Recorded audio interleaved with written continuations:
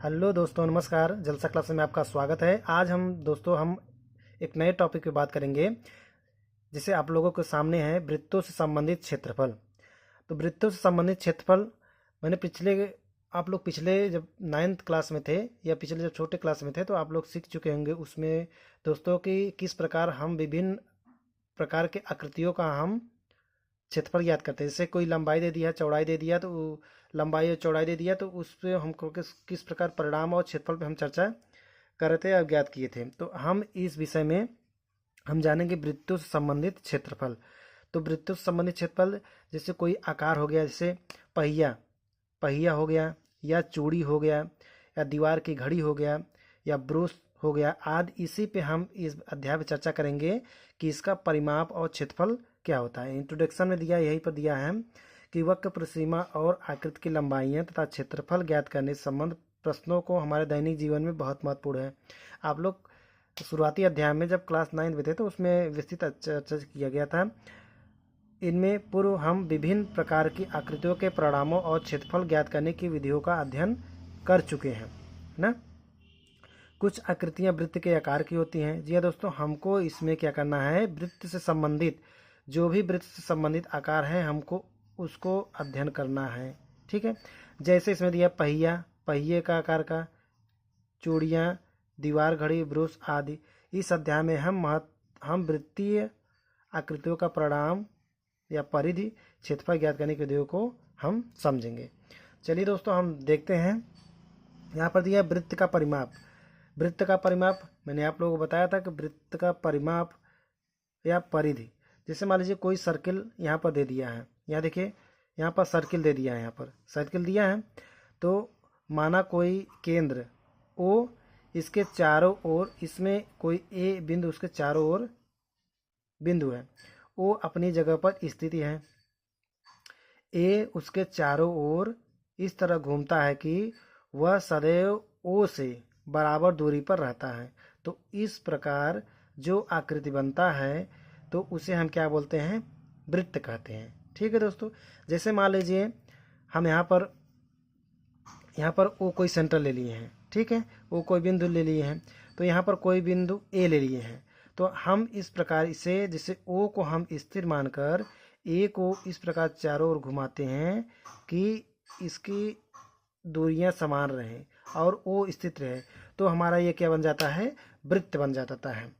वृत्त ओ जो है ये वृत्त का केंद्र है। वृत्त का क्या है, केंद्र। यहाँ पर केंद्र लिखा है, ओ बिंदु ओ वृत्त का केंद्र है कहलाता है, और जो है ए वृत्त की परिधि कहलाता है। ठीक है दोस्तों, जो हम यहाँ से ए से चले हैं चारों ओर, ये हमारा क्या कहलाता है, परिधि। क्या कहलाता है, परिधि। ठीक है, ये हमारा क्या कहलाता है, परिधि। तो चित्र में वक्र रेखा ए सी बी ए जो है, ए सी बी ए हमारा क्या है, ये वृत्त की परिधि है। वृत्त के क्या है दोस्तों, परिधि। अब हम क्या करते हैं, उस दूरी को जो वृत्त के केंद्र को उसकी परिधि के किसी बिंदु से मिलाती है उसे वृत्त की क्या कहते हैं, त्रिज्या। जो हमारा वृत्त का केंद्र है और परिधि के बीच की दूरी, जो हमारा वृत्त का केंद्र है, ये परिधि जो मिलाता है कहीं पर भी, वो हमारा क्या कहलाता है, वृत्त की त्रिज्या कहलाता है। चित्र में देखिए, ओ ए क्या है, वृत्त की त्रिज्या है। अब देखिए आगे दे दिया है, वह सरल रेखा जो वृत्त के केंद्र से होकर जाती है।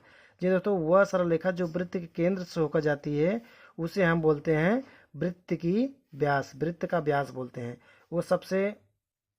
उसे हम क्या बोलते हैं, वृत्त का व्यास। जिससे सिरे से वृत्त की परिधि पर एक सिरे से दूसरे परिधि पर मिलाते हैं तो उसे हम क्या बोलते हैं, वृत्त का व्यास। चित्र में देखिए, बी ओ ए क्या है, वृत्त का व्यास। ठीक है दोस्तों, अब हम वृत्त के अंतर्गत हम 3 महत्वपूर्ण गुण को स्पष्ट करेंगे। तो यहाँ पर देखिए, पहला लिखा है कि किसी वृत्त की सब त्रिज्याएं समान होती हैं। कोई भी वृत्त बना लीजिए दोस्तों, आप लोग जितने भी वृत्त बनाएंगे सभी वृत्त की त्रिज्याएं आपस में क्या होंगी, आपस में नहीं दोस्तों, जो भी वृत्त बनाएंगे उसमें सभी त्रिज्याएं बराबर होंगी। चाहे छोटा हो चाहे बड़ा हो, त्रिज्याएं हमेशा क्या होती हैं, बड़ी होती। कोई भी बड़ा, जैसे मान लीजिए हम इतने बड़े का कोई बना लीजिए, इतने छोटे का बना लीजिए, यहाँ पर केंद्र है, हर जगह दूरी त्रिज्या क्या होती है, बराबर होती है। त्रिज्या इसमें बराबर है, इसमें भी त्रिज्या अपने आपस में बराबर है, तो त्रिज्याएं क्या होती हैं, बराबर होती हैं। तो हमारा ये गुण दिया है किसी वृत्त की सब त्रिज्याएं समान होती है। दूसरा क्या दे दिया है, व्यास व्यास जो है, व्यास की लंबाई, जो व्यास की लंबाई होती है त्रिज्या की लंबाई की क्या होती है, दुगनी होती है।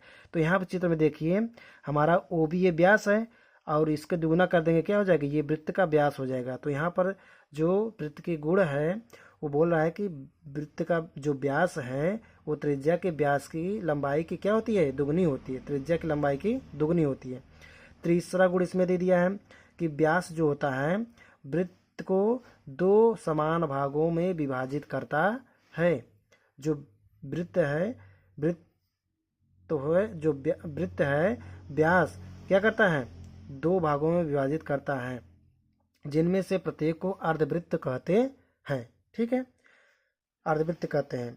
तो हमने देखा कि कोई भी वृत्त की त्रिज्याएं सभी समान होती है और क्या होता है, व्यास की लंबाई त्रिज्या की दुगनी होती है, और कोई भी वृत्त रहे उसमें व्यास जो होता है दो बराबर अर्धवृत्तों में विभाजित करता है। इन प्रयोगों से हम देखते हैं कि जो परिधि है, परिधि भागे व्यास का मान चाहे वृत्त बड़ा हो या छोटा हो, हर बार लगभग बराबर आता है। आप लोग देखेंगे दोस्तों, कोई वृत्त चाहे छोटा हो चाहे बड़ा हो, चाहे छोटा हो चाहे बड़ा हो, उसमें परिधि भागे व्यास करेंगे तो हमेशा क्या होगा, हर बार देखेंगे कि लगभग मान बराबर आ जाएगा। चाहे हम लंबाई को सेमी मिले या चाहे सेंटीमीटर मिले या चाहे डेसीमीटर मिले चाहे मिलीमीटर मिले, तो हर बार परिधि और व्यास का अनुपात अचर होता है। परिधि और व्यास के इस स्थिर अनुपात को हम ग्रीक इसे हम बोलते हैं यूनानी, ग्रीक को क्या बोलते हैं, यूनानी अक्षर पाई से स्पष्ट करते हैं। जो दोस्तों अभी मैंने चर्चा किया था कि जब हम परिधि भागे क्या कहते हैं, व्यास, जब हम परिधि भागे व्यास को करते हैं तो हमारे ये लगभग मान क्या होता है, बराबर आता है, लगभग मान बराबर आता है। इसी को हम क्या बोलते हैं, पाई, ग्रीक अक्षर में इसे हम पाई से डोनेट प्रकट करते हैं। ठीक है, यह एक विशेष परिमेय संख्या को प्रकट करता है जिसका सन्निकटन मान 3.1 या भिन्न के रूप में 22.1 होता है। जी दोस्तों, पाई का मान क्या होता है, पाई का मान 22/7 होता है, इसका दशमलव मान 3.14 होता है। ठीक है, तो इस प्रकार हमारा निकल के आया क्या, तो परिधि बटे व्यास बराबर पाई या 22/7। तो परिधि बराबर क्या हो जाएगा, इसको हम इसमें मल्टीप्लिकेशन कर देते हैं, तो परिधि बराबर क्या हो जाएगा, पाई गुणे व्यास। तो पाई गुणे व्यास, तो व्यास बराबर क्या हो जाएगा, परिधि भागे पाई। ठीक है दोस्तों, अब चलिए हम नेक्स्ट पार्ट में चलते हैं।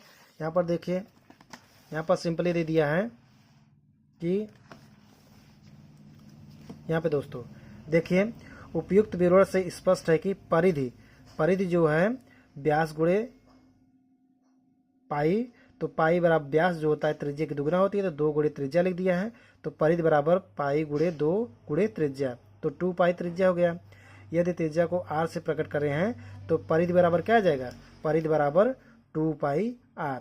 ठीक है दोस्तों, तो जो पाई है यहाँ पर दिखता अपरिमेय संख्या पाई दशमलव को निरूपित करने के लिए हम अवमानी नॉन टर्मिनेटेड या अनावर्ती दशमलव प्राप्त होता है। तो पाई का मान जिस दशमलव स्थान पर शुद्ध निकटतम मान चाहे तो 4 दशमलव का मान 3.14 होता है, 8 दशमलव स्थान के वाले 3.14 होता है। ठीक है दोस्तों, तो प्राचीन काल में भारतीय गणितज्ञ इस संख्या को पाई से परिचित थे।